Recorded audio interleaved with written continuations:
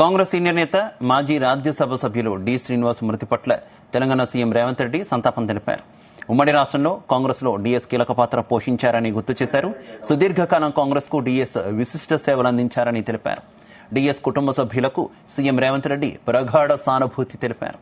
మరోవైపు డీఎస్ మరణ వార్త తెలుసుకుని ఆయన అభిమానులు, కాంగ్రెస్, బీజేపీ కార్యకర్తలు పెద్ద సంఖ్యలో ఆయన ఇంటికి చేరుకుంటున్నారు. డీఎస్ పార్థివ దేహానికి మంత్రి పొన్నం, విహెచ్ పోచారం నివాళులర్పించారు.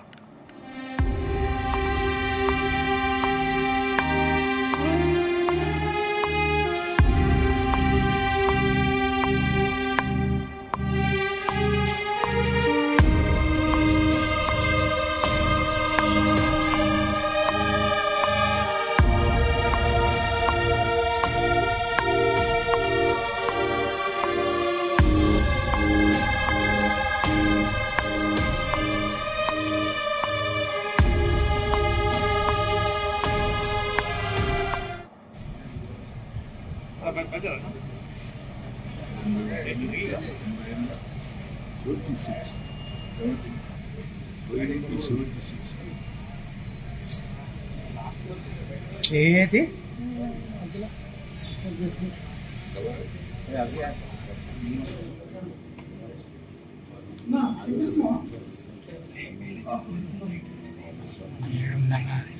ఒక్కనే పెట్టినావు మళ్ళీ నన్నే జరపబడుతుంది.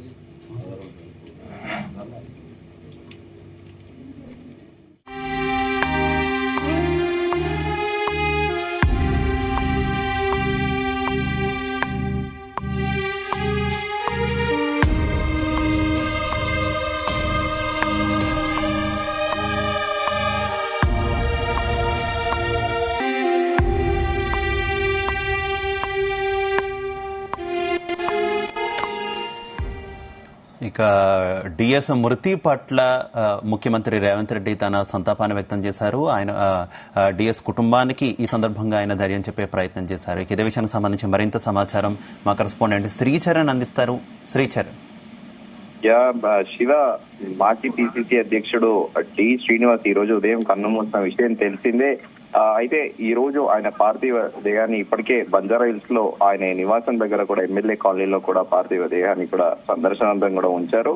అయితే రేపు మధ్యాహ్నం 2 గంటల వరకు కూడా సందర్శనార్థం కూడా ఉంచనున్నారు. పార్లమెంట్ సమావేశాల కోసము ఢిల్లీలో డిఎస్ కుమారుడు నిజామాబాద్ ఎంపీ ధర్మపురి అరవింద్ మధ్యాహ్నం హైదరాబాద్ చేరుకుంటారు. అనంతరము 2 గంటలకు డిఎస్ పార్టీగా మృతదేహాన్ని ప్రజల అభిమానుల సందర్శనార్థం ఉంచి కూడా రేపు మధ్యాహ్నము ఆదివారం రేపు సొంత నియోజకవర్గం నిజామాబాద్ పట్టణంలో కూడా ఆయన అంత్యక్రియలు జరగనున్నట్లు కూడా డిఎస్ కుటుంబ సభ్యులు తెలిపారు. అయితే చాలా సీనియర్ మోస్ట్ లీడర్ గా కూడా పేరుగాంచిన డి శ్రీనివాస్ కు కూడా కాంగ్రెస్ ప్రభుత్వంలోని మంత్రులతో పాటు నాయకులందరూ కూడా సంతాపము, సానుభూతి ప్రకటించారు. ఈ రోజు ఉదయం రవాణా శాఖ మంత్రి పొన్నం ప్రభాకర్ తో పాటు సీనియర్ లీడర్ విఎస్ హనుమంతరావు కూడా ఆయన పార్థివ దేహాన్ని కూడా సందర్శించి కూడా నివాళులు అర్పించారు. అయితే దీంతో పాటు ముఖ్యమంత్రి రేవంత్ రెడ్డి కూడా ఆయన మృతి పట్ల తీవ్ర సంతాపం ప్రకటించారు.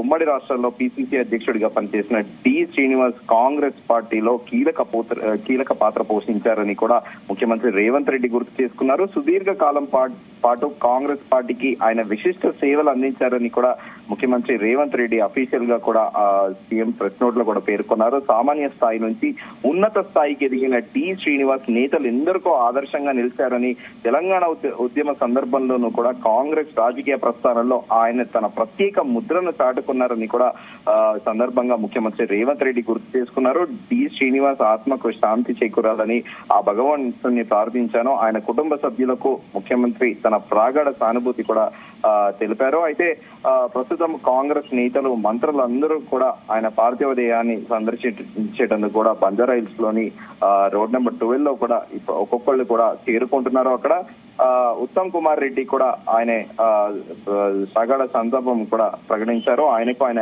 ఆత్మకు శాంతి చేకూర్చాలని కూడా భగవంతుడిని ప్రార్థించాలని కూడా చెప్పారు.